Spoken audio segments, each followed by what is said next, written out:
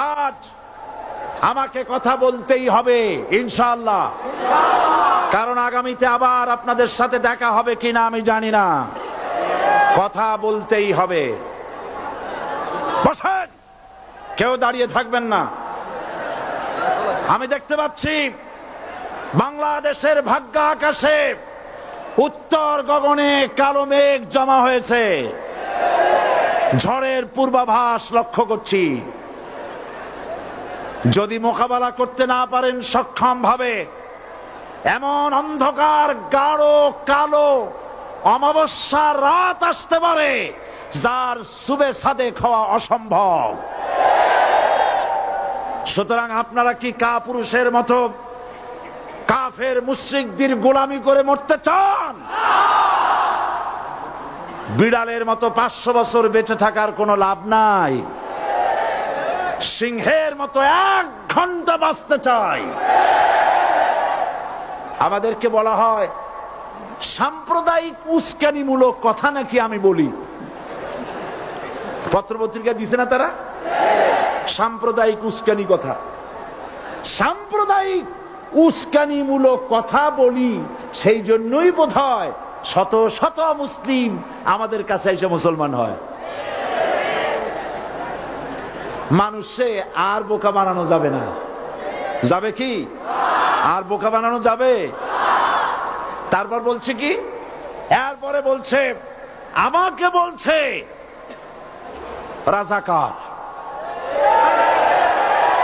শুনে রাখো চট্টগ্রামের লক্ষ লক্ষ জনতা, পার্লামেন্টে যখন আমাকে এই কথা বলা হয়েছিল, আমার পার্লামেন্টের কলিগ জাফরুল্লাহ চৌধুরী সাহেব বসে আছেন এখানে। হ্যাঁ, জাফরুল ইসলাম চৌধুরী বসে আছেন পাশে। প্রধানমন্ত্রী সুদ্ধা, অন্তত 3 শতাধিক পার্লামেন্টের সম্মানিত সদস্যরা সেদিন বসা। 1997 সনের বাজেট বক্তৃতা যখন আমি করতেছিলাম, ডক্টর কুদরতে খোদা, নাম রাখছে কুদরতে খোদা, আসলে গজবে খোদা। এ লোকটি নাস্তিক, ইসলামের চূড়ান্ত দুশমন।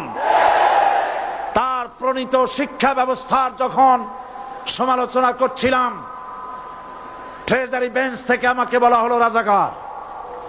আমি আমার সমস্ত শক্তি একত্রিত করে বলেছিলাম, শুধুমাত্র হিন্দুস্তানের রাজাকারেরাই আমাকে রাজাকার বলতে পারে।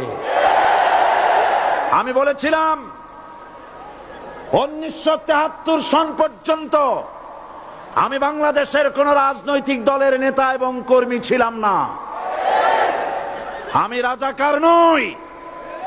আমাকে রাজাকার বলে যদি তাকেও প্রমাণ করতে না পারে, 10 কোটি টাকার মানহানি মামলা দায়ের করব।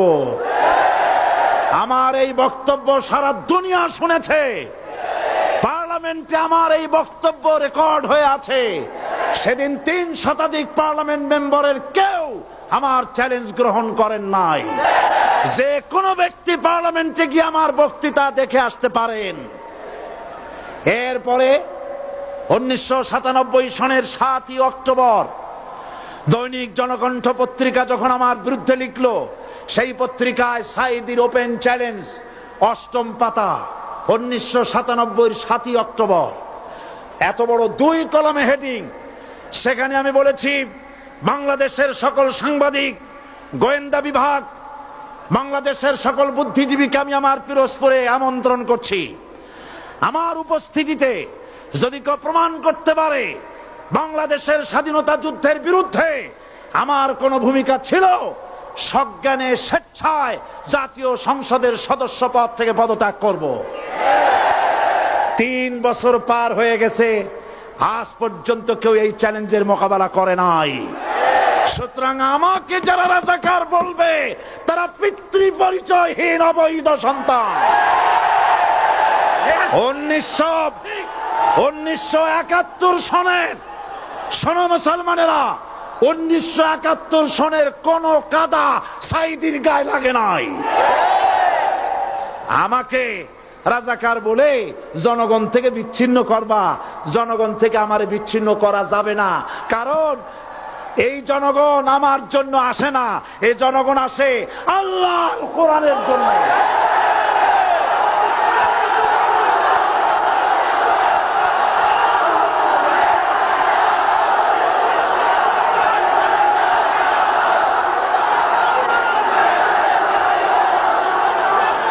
আজকে আর যারা ইসলামের কথা বলে, তারাই রাজাকার, তারাই মৌলবাদী। মৌলবাদী বললে আমরা অসন্তুষ্ট হই না, কারণ মৌলবাদী শব্দটা আসছে মূল থেকে। মৌল শব্দ এসেছে মূল থেকে। মূলবাদী তার মানে যারা মূলে আছে। মূল হলো কোরআন, মূল হলো হাদিস, মূল হলেন আল্লাহ, মূল হলেন আল্লাহ রসুল। আমরা আছি মূলে। এখন বলেন তো মূলের শক্তি বেশি না আগার শক্তি বেশি? আমাদের যারা মৌলবাদী বলে ওরা হলো আগাবাদী। মূলে আছে কত কোটি? 12 কোটি। মূলে আছে কত কোটি? আর আমাদের যারা মৌলবাদী বলে ওই থাকো গাছের আগায়, আমরা মূলে। লাভালাভি বেশি করবা না, 12 কোটিতে গাছের গোড়া আসতে নানা দেবে, মামু বাড়ি দিল্লি গিয়ে পড়বা, বাংলার জমিনে জায়গা হবে না। এ কথা বিশ্বাস করো। বাংলাদেশের মুসলমানদের শরীরে এক বিন্দু রক্ত থাকতে শয়তানের তৈরি করা ধর্ম নিরপেক্ষ মতবাদ বাংলার জমিনে কায়েম হতে দেওয়া হবে না, হবে না।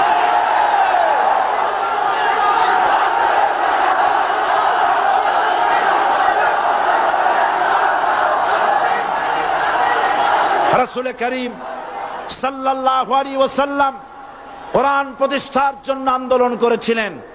আয়াতুল কুরসি আমাদের সে কথাই শিখেছে। আল্লাহ রাব্বুল আলামিন বলেন, আল্লাহু লা ইলাহা ইল্লা হুয়াল হাইয়ুল কাইয়্যুম। প্রাণ খুলে পড়েন, আল্লাহু লা ইলাহা ইল্লা হুয়াল হাইয়ুল কাইয়্যুম। আল্লাহ হচ্ছেন তিনি যিনি ছাড়া কোনো ইলাহা নাই, আইনদাতা নাই, বিধানদাতা নাই। আমরা মানুষের তৈরি করা আইন মানি না। 12 কোটি মুসলমানের দেশে আইন তৈরি করবে মানুষ, আমরা মানব না। পার্লামেন্টে তৈরি হতে হবে কোরআন দিয়ে, পার্লামেন্টে আইন তৈরি হতে হবে কোরআন দিয়ে। সুতরাং ভয় যতই পান আর যতই ষড়যন্ত্র করেন, 4 দল যখন একত্রিত হয়েছে, ঐক্যবদ্ধ থাকবে, সরকার ঐক্যবদ্ধভাবে গঠন হবে, নির্বাচন ঐক্যবদ্ধভাবে হবে এবং কোরআন হবে, আল কোরআনের পার্লামেন্ট হবে বাংলাদেশে।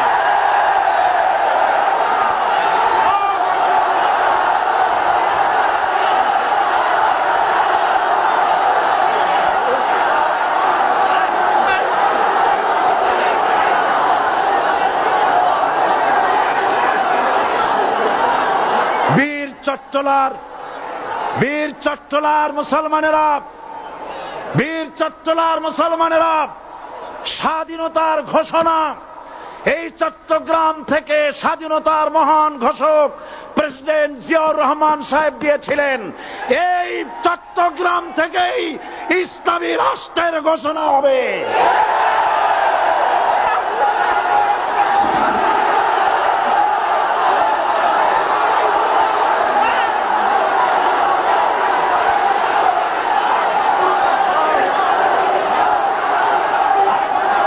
আশাবাদী আপনারা অবশ্যই তা পারবেন। আমি 100% বিশ্বাস করি ইনশাআল্লাহ। কারণ যে ষড়যন্ত্রের মোকাবেলা করে স্থানীয় রাজনৈতিক দলের নেতৃবৃন্দ কোরআনের মাহফিল সিনায় এনেছেন, আমি প্রথম দিনই বলেছি চট্টগ্রাম তাফসিরুল কোরআন মাহফিল কোন রাজনৈতিক দলের প্রতিনিধিত্ব করে না। এটা কোন জামাত শিবিরের একক সম্পদ নয়, এটা চট্টগ্রামের মুসলমানদের কলিজার টুকরা তাফসিরের মাহফিল। সুতরাং এই মাহফিল